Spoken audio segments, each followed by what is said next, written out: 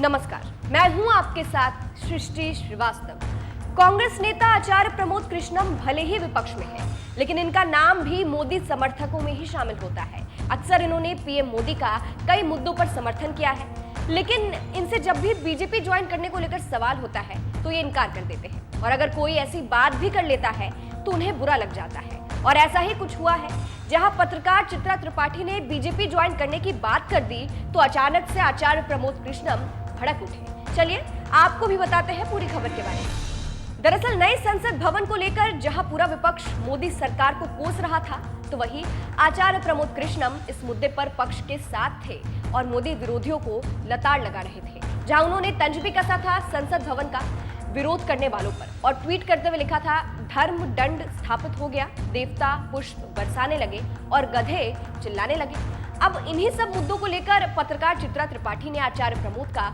Interview किया। हुआ कुछ यूं कि उन्होंने आचार्य प्रमोद से उनके ट्वीट को लेकर सवाल किया कि आपने गधा किसको कहा। इस पर आचार्य प्रमोद ने कहा, मैंने किसी पर्टिकुलर इंसान को नहीं कहा, जो भी नई संसद भवन का विरोध कर रहा था मैंने उसे कहा। इस पर चित्रा त्रिपाठी ने सवाल किया कि क्या आप बीजेपी ज्वाइन करने वाले हैं, जिस पर आचार्य प्रमोद ने इनकार किया और कहा, मैं देश हित की बात कर रहा हूं केवल, और कुछ नहीं।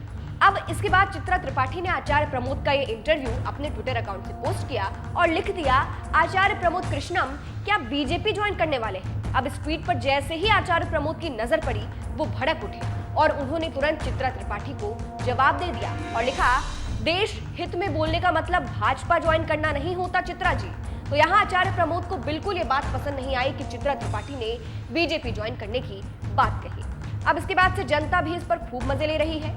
जैसे एक यूजर ने मजे लेते हुए लिखा है, आप बाहर से कब तक समर्थन करते रहेंगे, आप ज्वाइन कर लीजिए।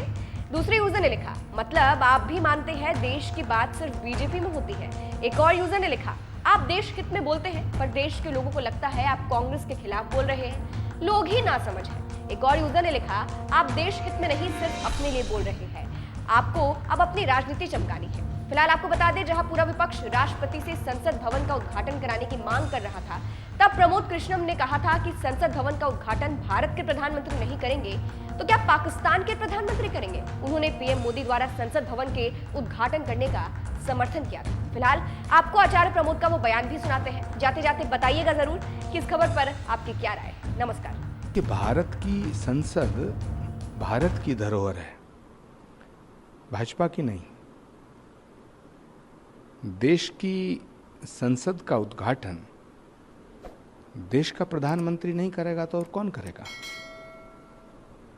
हिंदुस्तान की संसद का उद्घाटन हिंदुस्तान का प्रधानमंत्री नहीं करेगा तो क्या पाकिस्तान का प्रधानमंत्री करेगा। संसद, राष्ट्रपति भवन, ये इस तरह की इमारतें हैं, ये किसी एक पार्टी की नहीं होती हैं, ये पूरे देश की होती हैं।